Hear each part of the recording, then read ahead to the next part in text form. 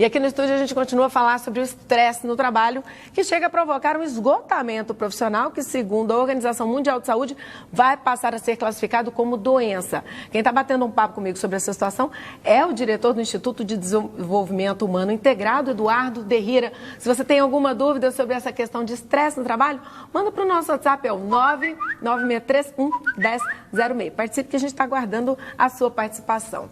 Eduardo, agora, se a gente for separar, por exemplo, o trabalho braçal do trabalho mais intelectual, tem uma diferença de nível de estresse? Tem sim, com certeza. Uma vez eu até conversei com um especialista, né, da área da medicina, ele me falou que o estresse ele é muito maior no trabalho intelectual do que no trabalho braçal. Por quê? Por quê? Por um fator primordial. O trabalho braçal ele está muito mais ligado ao desenvolvimento físico também, concorda comigo? Então ele está fazendo atividade física. Quando ele está fazendo atividade física, ele aciona, como se diz, hormônios diferentes da atividade física que dão um outro tipo de prazer. Então ele já está descarregando, vamos dar um exemplo, um pedreiro, por exemplo, se ele está estressado, está com raiva, ele dá uma martelada mais forte, ele já está soltando um pouco daquela tensão, um exemplo. Mais assim, ou menos, mas ele está liberando muita endorfina, entre outros fatores que ajudam ele. Por exemplo, um dos conselhos que a gente dá para as pessoas do trabalho intelectual, que estão muito estressadas, que começam a somatizar isso no corpo, é trabalhar principalmente o lado físico. Deixar de lado alguns vícios e trabalhar o lado físico. Vai fazer uma atividade física, vai mudar um pouco a sua rotina. E o pessoal do trabalho físico, eles já estão praticando uma atividade física, então eles têm um hormônio muito na frente daquelas pessoas. Diminui aquele cortisol, que é um hormôniozinho que deixa a gente, que eu falo que é o hormônio do estresse. Agora, a gente estava conversando há pouco sobre essa questão das empresas estarem com essa preocupação. A gente nota que o estresse cada dia aumenta mais nos ambientes de trabalho, mas que as empresas também estão com preocupação de arrumar um ambiente, como a gente viu na reportagem. Mas só esse negócio de arrumar um ambientezinho, tentar, resolve o problema de fato? Não resolve, até porque tem muito colaborador que ele não consegue, ele não tem uma cultura para trabalhar nesse ambiente, digamos assim, mais despojado. Eu andei visitando algumas empresas em São Paulo e uma empresa amiga nossa, lá de um colega nosso, eu não vou falar o nome da empresa, mas ele tem uma prática, para você ter uma ideia, o nome do cargo dele é Gestor da Felicidade. E eles trabalham lá N benefícios. Só que para entrar lá, gasta-se 6 meses de processo seletivo para ver se a pessoa tem a cultura de trabalhar com aqueles benefícios. Em off, até a gente estava conversando sobre um primo meu que trabalha numa empresa muito conhecida mundialmente e lá tem N benefícios. Ele já me fala que ele nem liga mais para esses benefícios. O pessoal já faz parte do dia a dia, então é tranquilo. Para ele já é comum ter refeição de tanto em tanto tempo, você ter atividades físicas dentro da empresa e tal. Mas ele está focado o tempo inteiro em resultado.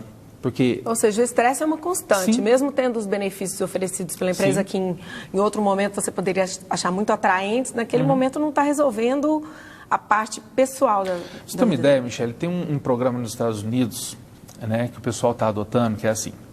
Você tem todos os benefícios dentro da empresa, você tem um ambiente maravilhoso, só que não bateu meta no primeiro mês, você já tem que ter uma DR com seu chefe e explicar o porquê. DR nunca é bom. Nunca é bom. Em situação nenhuma. Em situação nenhuma. Segundo mês, não bateu meta? Também. Terceiro mês, não bateu, o seu sistema já trava, não precisa ninguém te falar que você está demitido. Você já sabe. Já pode pegar suas coisinhas, levantar e despedir do pessoal. Só para você ter uma ideia. Então, você tem todo o ambiente, mas a pressão... Você estava falando aqui dos sintomas, né? Sim. No outro bloco, aí a gente está com uma participação da telespectadora da Giselene. Olha aqui, ela diz o seguinte: estou com todos esses sintomas, o que eu faço? Quem que eu procuro para resolver isso? Qual é o nome dela? Giselene. Giselene, tudo bem? Primeira coisa que você tem que fazer veja todos os sintomas que está somatizando no teu corpo: estresse, irritação, falta de vontade para fazer as coisas dentro do ambiente de trabalho. Procura um profissional da psicologia. O psicólogo é o profissional a ser procurado, o terapeuta. E aí, no ambiente seguro da psicologia, ele pode entrar junto com um psiquiatra também, com tratamentos medicamentosos, junto com a psicoterapia. Dependendo do nível, né, do estresse, do problema, exatamente, da pessoa, precisa de medicação. Exatamente. Né? Aí, dependendo do nível, ela entra em medicação e em tratamento psicológico. E a empresa tem que estar sabendo disso também. É bom estar comunicando com a empresa, porque até tem o Código Internacional de Doenças, o CID, já está pronto. Tá certo. Tem mais uma participação aqui. Olha só, Meu nome é Leuzivan. Obrigada, Leuzivan. Gente, fala de onde vocês estão mandando a participação pra gente, que nós queremos saber, tá? Tá falando o seguinte, minha pergunta é, café demais pode ter ligação ao estresse no trabalho? Sou muito ansioso, mas bebo muito café. Sim. E tem café e tem outras coisinhas que às vezes as pessoas começam a pegar como gancho no trabalho, né? Pra dar conta do batidão. E aí? Como escape, né? Então, excesso de café, excesso Vira de vício, né? álcool, cigarro, né? Todo excesso, todo vício é um sintoma, sim. E nesse caso, por exemplo, qual que seria a sugestão, Eduardo? Vamos dar umas dicas aqui para quem já está com uns probleminhas no trabalho. Por exemplo, eu tenho, vamos colocar exemplo, a pessoa tem um colega com quem ela tem dificuldade de trabalhar, mas ela tem que lidar com ele todo dia. E isso vai provocando uma tensão, um estresse. Como lidar com esse tipo de situação? Primeira coisa, buscar conhecimento em inteligência emocional, né? Trabalhos que aliviem esse estresse e encarar o trabalho como algo prazeroso que te traga realização. Então, o RH da empresa, ele tem por obrigação, junto aos colaboradores e à direção da empresa, a levar ao funcionário um ambiente gostoso de se trabalhar, desafiador, porém não estressante em termos de cobrança. Não estou falando, pessoal, ambiente só físico, eu estou falando ambiente de comunicação, líder, chefe com o seu pessoal. O jeito de falar Exatamente. com o colega, com o chefe e vice-versa, de passar a mensagem. A cobrança ela pode ter, ela deve ter, para ter resultado. A empresa vive de resultado. Só que forma que você está passando isso para os seus colaboradores? Né? Ah, mas eu estou falando, é o meu jeito de falar. Tá, mas esse jeito de falar está atingindo de que forma o seu pessoal? Daqui a pouco você pode ter problemas seríssimos de afastamento. Você vê uma diferença na liderança feminina da masculina, Eduardo? Tem uma diferença na prática? Percebe? Dos dois lados. O hormônio é diferente, masculino e feminino. Pois é, mas isso assim na prática dá uma diferença na forma de liderar da mulher, da forma do homem? Tem uma forma de liderar diferente. Só que a mulher também tem mais tato para alguma coisa, né? Para várias coisas. Então a mulher às vezes tem mais tato para lidar com as pessoas pelo instinto materno que ela tem.